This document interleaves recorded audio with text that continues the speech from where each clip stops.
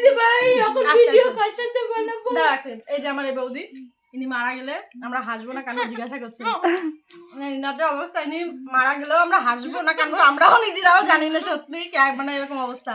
Doctor যদি আমাদের না কান্দে উপর দে আমি ভয় ভয় দেবো, একটা বাথরুমে যেতে পারবি না। বাথরুমে যাবো না। এই যে এই খাবারের কম্বিনেশন, এর সাথে আর কিছু হয় না। আজকে সবকটা মরবে বমি করে।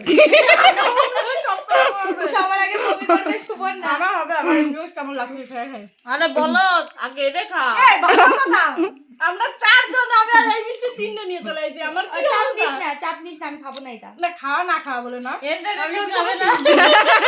আমরা ভাবছি 3 জন, ঠিক আছে, কিন্তু আমি কি আর চ্যানেলে বাদ দিয়ে দে। না না, আমি ভাবছি 3 জন, টাকা যখন বাঁচে 3টেই মিষ্টি নিয়ে যাই। আমি কি 4 জনের কথা মনেই পড়ে না। আরে বলো তাকে কালাকাত খা। কার? মিষ্টি লাগবে না। ও, এই নলেজ নাই, বুদ্ধি নাই। আমি তো এটা তো একটু মিষ্টি আছে, আর সাদা যেটা ওটা একটু মিষ্টি না। এটা মিষ্টি আছে, এটা এটা গুড়ে। গুড় করে দাও আমরা।